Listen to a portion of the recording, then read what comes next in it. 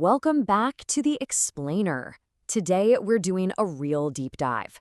We're conducting a professional, commercial, and legal due diligence briefing into one of the most dynamic sectors in Southeast Asia right now, Vietnam's booming plastics manufacturing industry. Specifically, we're going to look under the hood of a major standout player in this space, Hip Ha Vietnam Plastic Joint Stock Company. Whether you're an investor, an analyst, or a B2B partner looking to optimize your global supply chain, this explainer is designed to give you the exact data-backed insights you need. Let's get into it. All right, so here's our roadmap for today. We're going to hit the company overview, dive into a market analysis, look at operations and legal, break down the risks and solutions, and wrap it all up with a strategic conclusion. Starting right off with Section 1, Company Overview, Foundation and Scale. You know, to really understand where a business is heading, you've got to look at how fast they've managed to scale up. So zooming in on the micro-level data of Hip Hoa Plastics over in Hanoi's Quyen Cái Industrial Cluster, they actually didn't start out with a massive footprint. They began their journey in a rented space of just 1,700 square meters. But today, they're operating out of a 5,000 square meter manufacturing plant. And get this, they've secured the land for the next 50 years. Going from a modest rental to a massive owned facility like that is a huge green flag for financial stability and long-term commitment to the sector. Looking at their actual growth timeline, the company was founded back in May 2014 by legal representative Thang Hu Fang, and they started out with just 5 injection machines. Fast forward to present day, and they've completely scaled up that production capacity. They are now running 23 injection machines plus 2 blow machines.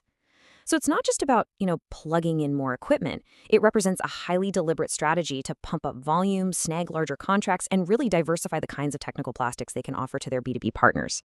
And speaking of those B2B partners, when we're talking about technical plastics, the barrier to entry for top-tier clients is incredibly high. I mean, just look at this roster. Hip Hoa is a trusted supplier for absolute global heavyweights like Piaggio, Panasonic, LG, and Samsung. They're also supplying major domestic leaders like Jaguar Hanoi and Tian Mai. But honestly, the most impressive part, they successfully export to Japan. And we all know Japan is globally famous for having absolutely uncompromising manufacturing standards.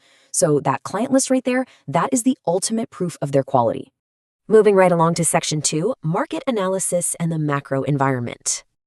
To really grasp the tailwinds pushing Hip Hoa forward, we have to look at the incredible diversity of the industry's output. We need to evaluate the broader macro trends shaping the whole sector, both globally and right there in Vietnam. Now remember, technical plastics aren't your typical single-use grocery bags. They are literally the central components of everyday machinery. We're talking critical parts for refrigerators, washing machines, motorcycles, automotive components, the whole shebang. As industrial output in Vietnam surges, thanks to foreign direct investment and a booming middle class, the demand for these high-quality, durable plastic parts is scaling up right in tandem. And here is the absolute key takeaway. The local market is completely blowing past the global average. Globally, the industry is pretty mature, right? It's growing at about 3.3% a year. But Vietnam? Demand there is projected to grow at a staggering 7.0% annually all the way through 2030. That is literally more than double the global rate. By operating right in the thick of this explosive regional market, Hip Hoa is perfectly positioned to capture this super lucrative growth potential. Now, in a highly fragmented domestic market, we're talking over 4,000 active enterprises, you've got to ask, why Hip Hoa? Well, they have 3 massive competitive advantages. Number 1, a rock-solid B2B network built on long-term trust. Number 2, a strict focus on high-tech, durable industrial plastics, totally avoiding those low-margin consumer goods. And number 3, the ability to deliver European standard quality, the kind a brand like Piaggio absolutely demands, but at highly competitive Southeast Asian price points. For global supply chain managers, that is the absolute sweet spot. All right, Section 3, let's look at operations, legal, and internal HR frameworks. A company can have amazing sales, sure, but true due diligence means scrutinizing those internal standards. Hip Hoa holds the foundational ISO 9001:2015 certification. And if you're outside the manufacturing world, you might think, okay, that's just a piece of paper. But no, it's an international standard for quality management. It literally proves that their operations, from sourcing the raw materials to the final inspection, are standardized, repeatable, and rigorously documented. Demanding global electronics and auto clients absolutely require this before they'll even consider signing a supplier contract. And when we assess corporate health using the F190 legal due diligence standard, which is what you'd use in M&A evaluations, we walk through a very strict checklist. That means verifying every single business license, screening for any environmental or administrative penalties, and crucially, reviewing their human resources to ensure there is zero history of labor or commercial litigation. For a company that's been operating since 2014, keeping a completely clean slate across all those metrics takes incredibly tight legal compliance and a highly, highly disciplined internal HR and management team. Moving into Section 4, Risks and Solutions, because every market has its challenges. Look, no due diligence briefing is complete without looking at the downside. We have to be realistic. So I want you to really consider this critical question. In an industry growing at 7% a year, what actually threatens that growth trajectory? The plastics sector is facing intense scrutiny all over the world, supply chains can be volatile, and environmental regulations are tightening up incredibly fast. So we need to dissect exactly how these macro risks play out on the actual factory floor.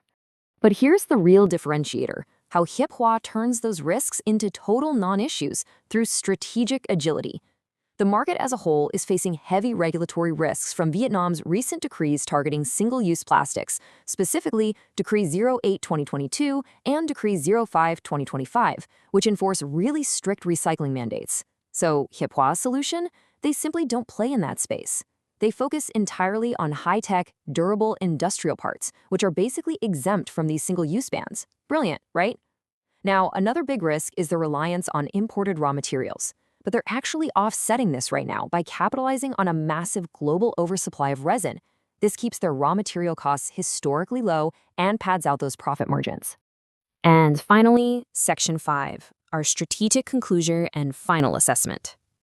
To bring this whole briefing together, let's just look at Hiep Hua's official company motto, continuous improvement towards the future. It's simple, yeah, but it perfectly captures their agile operational philosophy.